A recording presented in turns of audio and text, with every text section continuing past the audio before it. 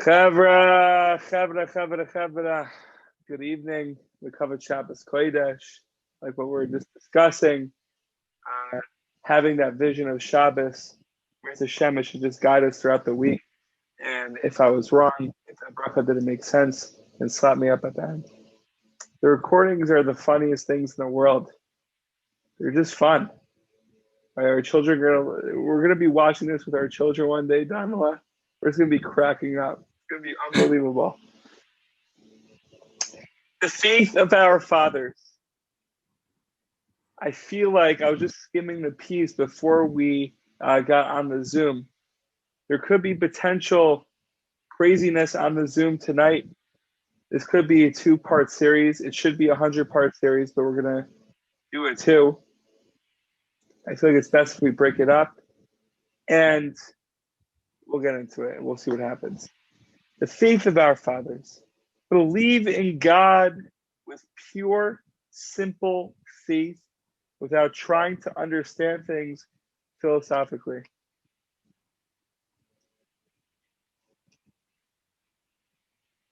Believe in God with pure, simple faith without trying to understand things philosophically. We have to read that twice. Most ordinary people, at the end, most ordinary people may appear to be far from philosophy, yet almost everyone is sunk into it to some degree. Even young children often have confusing theories.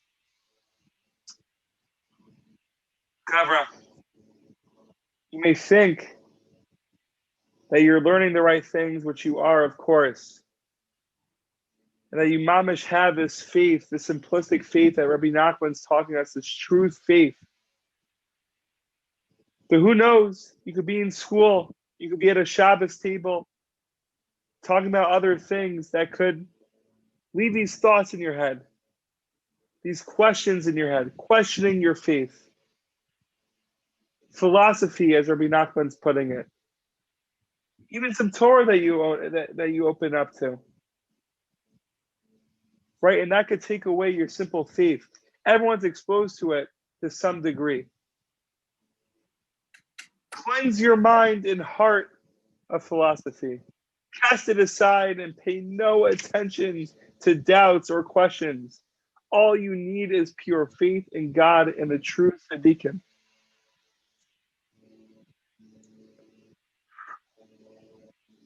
We receive the Holy Torah from Moshe Rabbeinu, our teacher. It has been handed down to us by outstanding tzaddikim in every generation. We can rely on them without resorting to philosophical theories. Our task is to follow in their footsteps and believe in God with pure, simple faith, observing the Torah and its commandments as taught by our ancestors. I feel like this is a good stopping point. And then we can go to part 2 tomorrow. But Gevalt, the ultimate goal is to just understand that faith is the essence. It's the foundation. And the more pure, the more simple your faith is, the less, this could sound wrong, but the less construction there will be to the foundation. Right? The foundation, unfortunately, can break sometimes due to construction, renovation. Right? So I'm just connecting this to the more philosophy. Again, this depends on the person. I feel like in some cases, because there can be some chavra, maybe on the Zoom right now, who just has that mind, who has that capability to really analyze it on the deepest depths. But for someone like me who's very simple, right, it could be hard for me. Rabbi Nachman's giving me an advice. And maybe to those who can understand and can learn philosophy in a healthy way. Right? He's giving advice to all of us. But the more solid the foundation is, the less renovation we do to the foundation, right, the sweeter our relationship will be, the sweeter our faith will be. So Be'ezrat Hashem, And it's clear, like what Rabbeinu mentioned, that the Torah, since the beginning, since we received the Torah, it's just been passed down. And the ultimate goal is to just be dveikut with Hashem. That's the ultimate goal. So it's not try to involve ourselves in things that will take us off that path, that will question that path. And we could be asking ourselves, not me, I have the strongest faith. I believe in God. No one could take me off my path. But there's something in there. We're involved in some degree, and we have to get rid of all the crumbs, all the chametz. So Bezrat Hashem, connecting it a little to Pesach, we all know. Questions, comments, please feel free. And part 2 will be tomorrow. And then obviously, Rabbeinu is not leaving us on a cliffhanger, even though this could have been it. This probably was it. But in a couple of days, Bezrat Hashem will be going over questions and answers and what that means. So Bezrat Hashem. Guys, please feel free.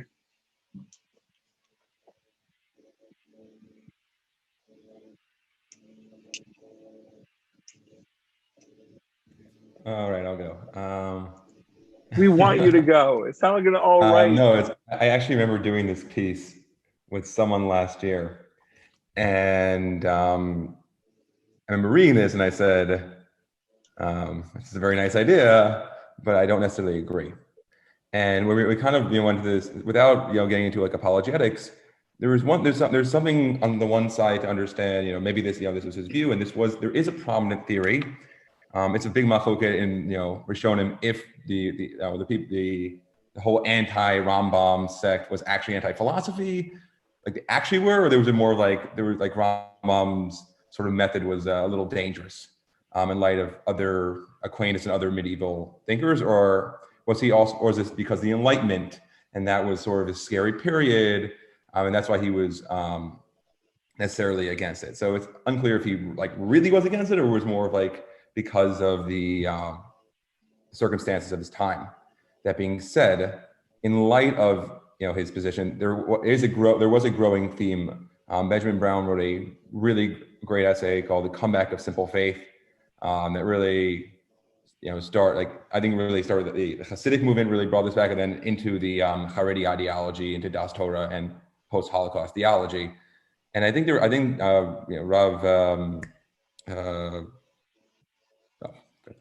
Klausenberger, the Klausenberger wrote about it, one of his essays, and I think there is a really powerful point about simple faith.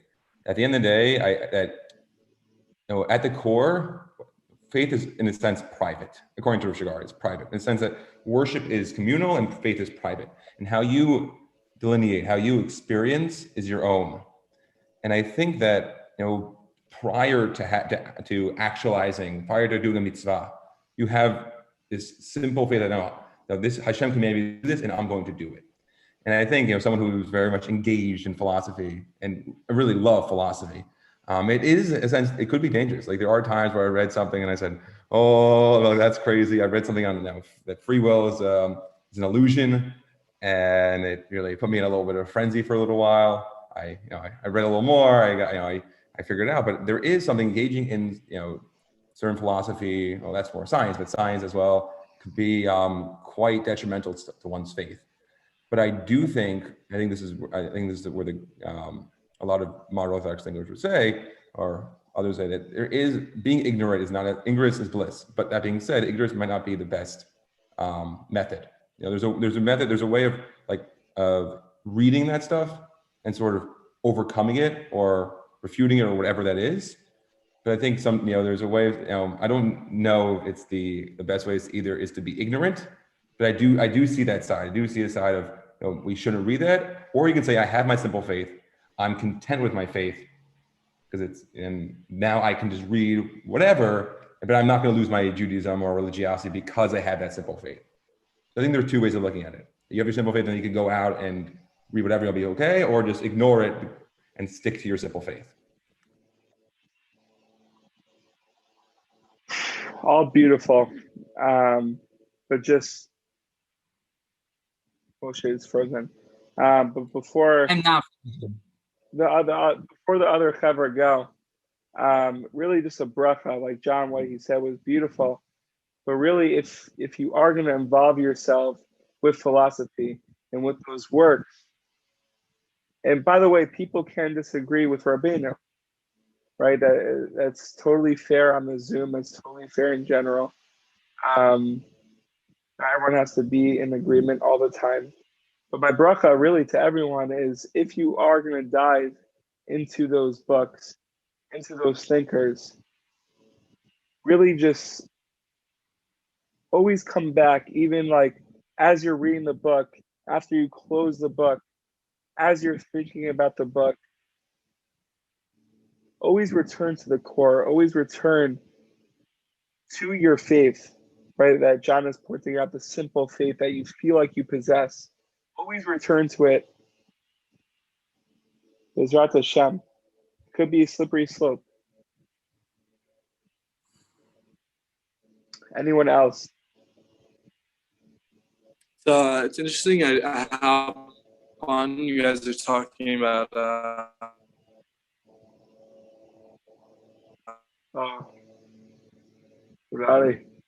Kurari with that army connection.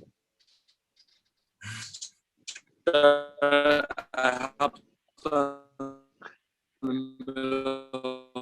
right, dude. There's two scenarios right now. Kurari. We don't hear. All right, Harari either has 1% on his phone, or he has no connection, like one bar of 3G. Yeah.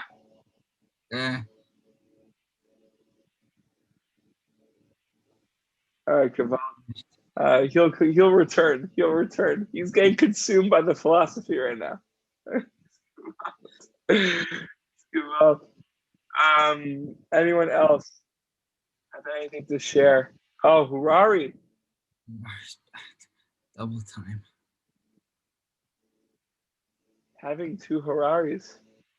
What a bracha. 3G.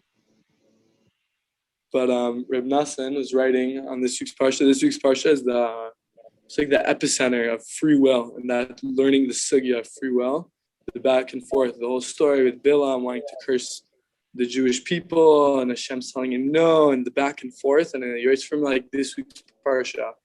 We learn the sugya of free will. It's interesting how in the middle of that.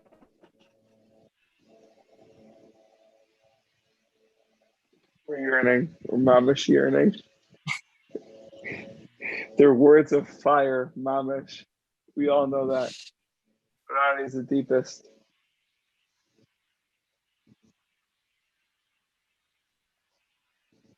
Reb, are you done, Chayal? All right. Nitai, just share with the chaver afterwards. You'll be in the description. What? We can hear you. You'll be in the description. I will. I hope. All right, give up. Bezrat Hashem. So good. I love you, holy Jews, everyone here. And everyone who watches this, whoever ever watched this, I love you too. Reb Nachman writes in Sichos Ran, Torah Mem, and everyone knows the famous Torah about the dreidel, because we know it's always Hanukkah, but I'm not going to talk about the dreidel itself that's referenced there. Rather, I'm going to speak about the introduction to the Torah. Speaks about the dangers of philosophy, of what it means to learn philosophy. He says philosophers ask the questions of why is a star a star? Maybe not Jewish philosophers. Maybe not. Maybe they do. I don't know. Maybe they do. But he says that non-Jewish, he says philosophers ask, why is a star a star? Why is the sky blue? Why is the sun in the sky and not in the earth? How does the sun turn around the sun? How does the earth turn around the sun? How does the sun turn around the earth? These are the questions the philosophers ask. He then brings a proof from Torah explaining that these questions, according to Judaism, are invalid because in Torah we see the constant interchangeability between different forms of reality. There are multiple times in Torah where malachim become people and people become malachim. There are times when the divine Shekhinah, which is quote unquote, the divine presence, which is quote unquote a spiritual thing, is turned into something that is physically felt in this world. And there are times where something that's physically felt in this world is no longer felt because it's exasperated and it's gone back to holiness. We don't feel it anymore. Thus, according to Torah, these questions that the philosophers have are invalid. This is just an example, but he goes on to say there that in order for a person to really come close to Hashem, they need to know with complete faith that even though they can read these books, the Rambam, there's no problem. Moreh Nevuchim, I won't call myself a Nevuch, but someone else might. I feel bad for them if they do. But they're not Nevuch, they're a holy Jew. They're a high Jew. Nevuch is someone who's low. There's no simple-minded people among the Jewish nation. That's the truth. That's according to the Rebbe, by the way. But I just want to say that, yes, there is room to learn these books, but to understand who a person is will allow us, every single one of us, to have the simple emunah. Not even simple, because even the person that knows all this philosophy, that learns all the sciences, going about their life saying, okay, I know the science, I know the stars, they're a couple million miles away or however many kilometers away. I know that the ocean is this wide and this how much water is there. Do I care? I know Hashem runs the world, and Hashem is literally the only presence in the world that exists. Even myself, I know that I'm only a simple spark of Hashem's presence in this world. I know that the phone that's right on my desk is just a ha'ara de ha'ara de ha'ara. It's just a revelation of revelation of revelation of Hashem's infinite creatability. It's not so simple. That's not simple faith. It's not simple at all for me to say that the water bottle on my desk is made of Hashem. That's not simple. But I believe it 100%.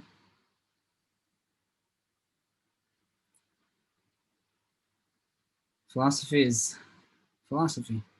Emunah is emunah. Tzlacha.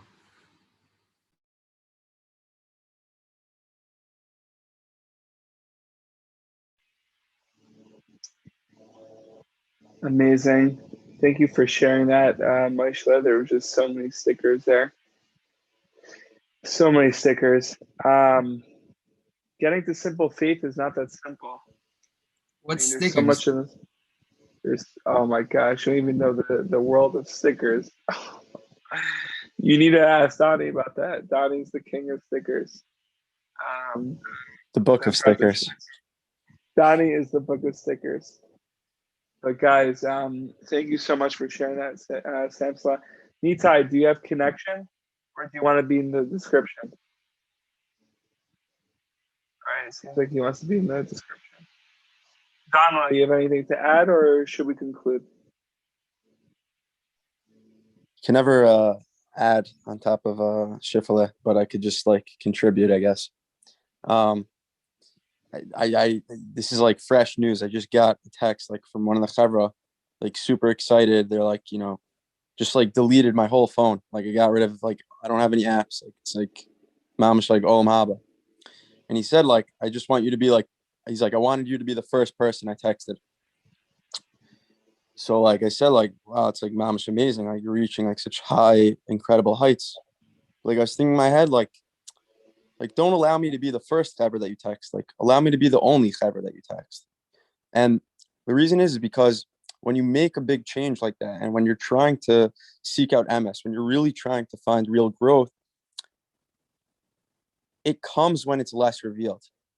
And we see that I was looking over one of Rav Yair's YouTube Parsha videos, and he describes that the mistake at Ma'amad Har Sinai was that the Jews thought that the Torah was this big thing. There were a lot of noises, the shofar, the thunder, the cloud, everything was like crazy loud and so big. Everything was picture perfect. And that's what ultimately led to the fail. And Rav Yair says that the tikkun for that, the tikkun for Ma'amad Har Sinai was the Mishkan, because the Mishkan represented inner, represented, it's just me and Hashem, and there's nothing else to that. And the second time that Moshe Rabbeinu goes up to Har Sinai, Rashi says that he goes, not only does he goes alone, he goes alone in silence and quietness and pureness. It was just a one-on-one relationship with Hashem. And that was the tikkun for Ma'amad Har Sinai, because when you realize that real growth, when you realize that a real connection and simple faith comes and stems from when I can seclude myself and not have to broadcast it to the world. And that's when we start to feel like we could really believe. And just to add a little more onto that, Reb Nachman says in Kutei Maran in part 2 that if somebody doesn't believe 100%, if somebody believes 99%, it's avodah zarah. Because if you don't believe 100%, then it doesn't count for anything.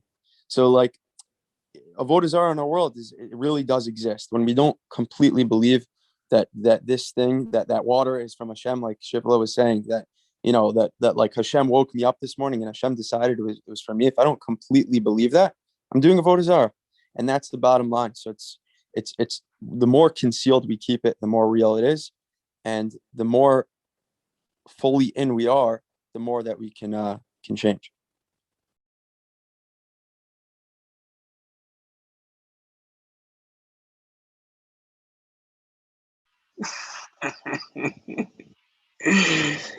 There's nothing to really say. You guys are unbelievable. Mamash. The cover that we're on tonight, Janla, Maishla, Dani, Nitai, Yoni. You guys are mamash incredible. Incredible. We're so lucky. We're also lucky to what? Everyone's so delicious. We're so delicious, and like we're so lucky that we're able to just eat up words of Torah every single night. The sweetest depths of Torah. We're very, very lucky. A lucky bunch. Baruch Hashem for making it happen, for giving us Zoom, for giving us Daniel Molinsky towards the end, which is really the beginning. But Bezrat Hashem, Chavra, I wish you guys nothing but health, happiness, and success. Whether you're in Shlichut, in YU, I hope that's not like a negative message. I think it's the highest message, but Daniel knows. Whether you're in Ariel University, getting ready to go to Ariel University through the bridge that he's building, hopefully that's very, very soon.